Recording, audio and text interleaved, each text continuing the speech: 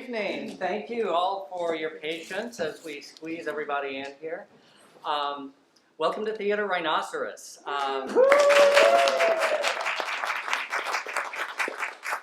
longest running LGBTQ theater on the planet. That's us. We're about to start the show, but we did want to acknowledge a couple of very special guests that we have in the audience tonight. So we'll get this started off with Tanika Baptiste, the director of our show.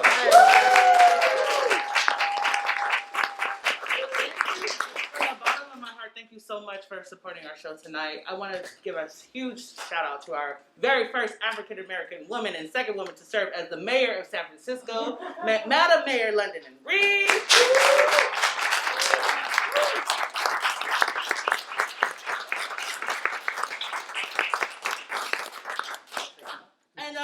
I hope you enjoy the show. We worked really hard. Again, thank you so much for supporting the arts. Your response to COVID is the reason why we're all able to sit in this audience tonight. So, yay.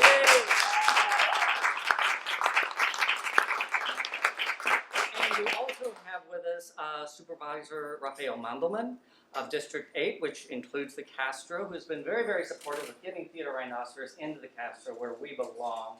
So we're very, very honored to have him and the mayor with us tonight. And I would like to invite them to have the chance to say a few words, if you would like. Thank you. Well,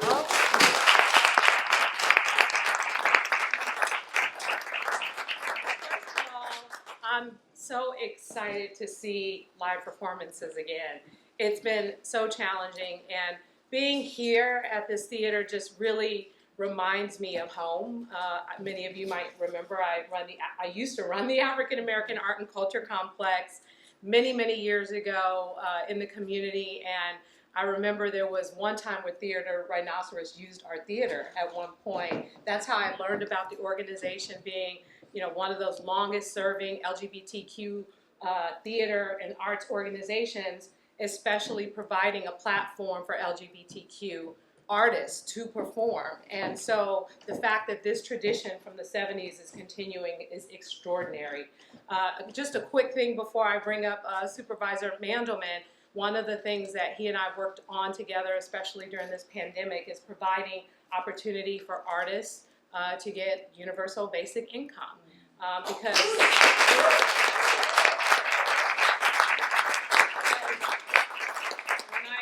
as the director, I believed in my artists and I always paid them, and one of the things that I was most worried about is how are artists who perform live, who usually get paid for this, going to survive. And so I'm really glad about that program.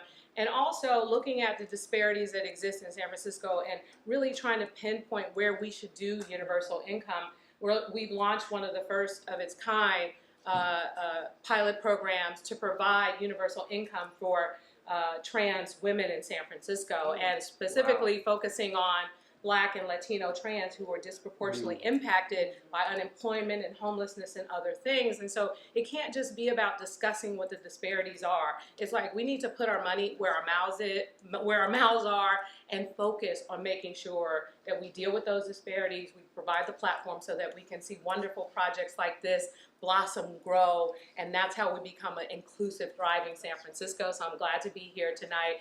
And please forgive me if I may have to sneak out just a little bit early. I'm hoping to hold on as long as I can. But I'm looking forward to seeing this show, and it's so great to be here with Supervisor Mandelman. So thank you so much.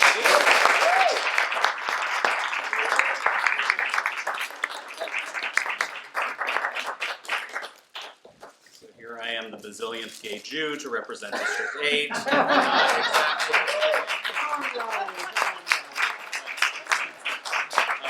But it is, and I want to introduce Tom Temprano from I Was Taking a Picture of Me and the Mayor. Thank you, Tom. Tom is your gay City College Board of Trustees member and also my legislative aide.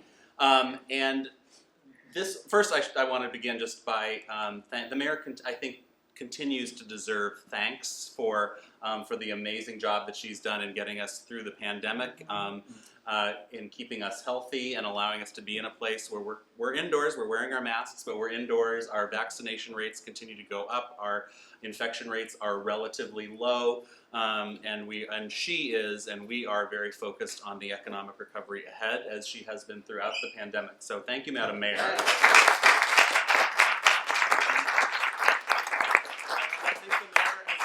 And led a lot on trying to figure out how to build back better through things like universal basic income, through thinking about how to support arts and culture, and how to build the Castro back better. And the mayor's been a real champion for arts and culture in the Castro, trying to find spaces, allocating funding in her budget for it. And so I think there are great things ahead, including finding a permanent home for Theater Rhinoceros in the Castro. You belong here.